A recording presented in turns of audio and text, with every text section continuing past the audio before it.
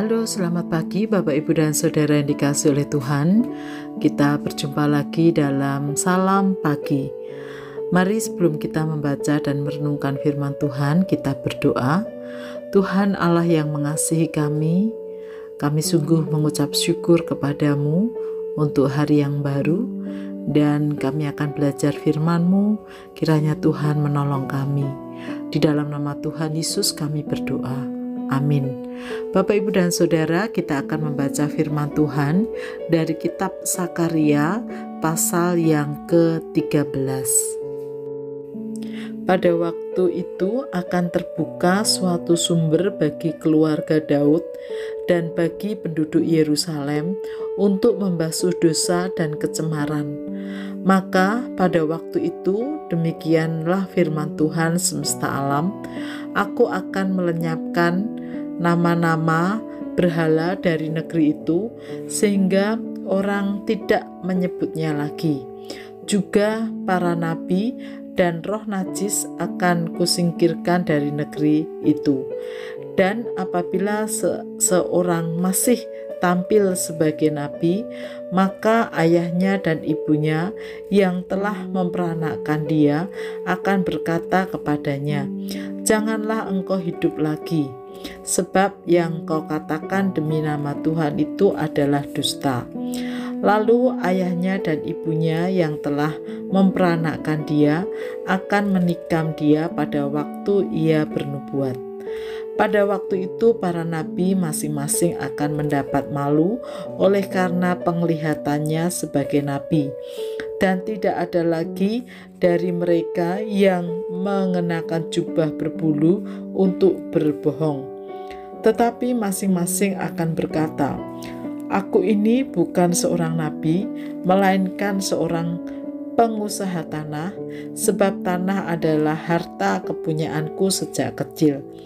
Dan apabila ada orang bertanya kepadanya, "Bekas luka apakah yang ada pada badanmu ini?" Lalu ia akan menjawab, "Itulah luka yang kudapat di rumah sahabat-sahabatku." Hai pedang, bangkitlah terhadap gembalaku, terhadap orang yang paling karib kepadaku. Demikianlah firman Tuhan semesta alam. Bunuhlah gembala sehingga domba-domba tercerai-berai. Aku akan mengenakan tanganku terhadap yang lemah.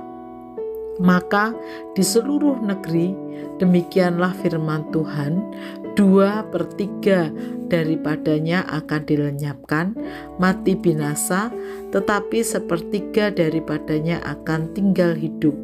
Aku akan menaruh yang 1/3 itu dalam api dan akan memurnikan mereka seperti orang memurnikan perak. Aku akan menguji mereka seperti orang menguji emas. Mereka akan memanggil namaku dan aku akan menjawab mereka. Aku akan berkata, "Mereka adalah umatku," dan mereka akan menjawab, "Tuhan adalah Allahku."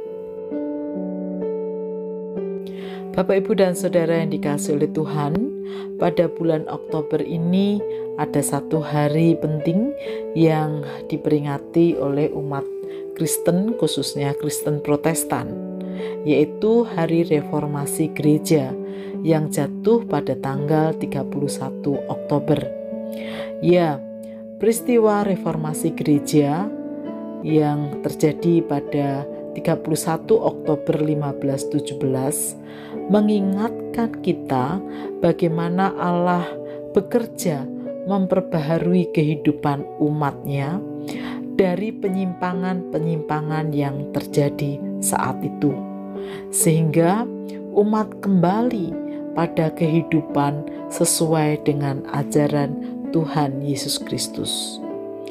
Nabi Sakaria menyerukan reformasi umatnya yang dilakukan oleh Tuhan. Dan pada saat reformasi itu, Tuhan menyingkirkan semua berhala yang membuat hati umat jauh bahkan menyimpang. Tuhan juga menyingkirkan nabi-nabi palsu yang menyesatkan. Pada umat itu sendiri disaring hanya sepertiga yang sungguh-sungguh dan kemudian diuji untuk dimurnikan. Bapak, Ibu, dan Saudara yang dikasihi oleh Tuhan, hal ini mengingatkan akan kehidupan rohani kita, baik secara pribadi, keluarga, maupun bergereja. Mari meminta Allah mereformasi hidup kita agar mengalami pembaharuan, sehingga kehidupan yang kita jalani menjadi lebih baik dan benar seturut dengan kehendak Tuhan. Meskipun harus menghadapi ujian-ujian yang Tuhan izinkan terjadi dalam hidup kita. Dan biarlah Allah terus memperbaharui kehidupan kita. Mari kita berdoa. Tuhan Allah yang mengasihi kami, kiranya firman-Mu menolong kami.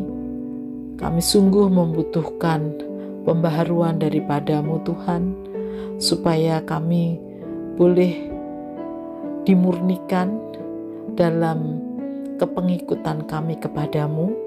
Dan biarlah kami terus mengalami pembaharuan agar hidup kami boleh semakin lebih baik dari hari-hari yang kemarin. Kami memohon anugerah-Mu dan kami memohon pimpinan-Mu. Di dalam nama Tuhan Yesus kami berdoa dan mengucap syukur. Amin.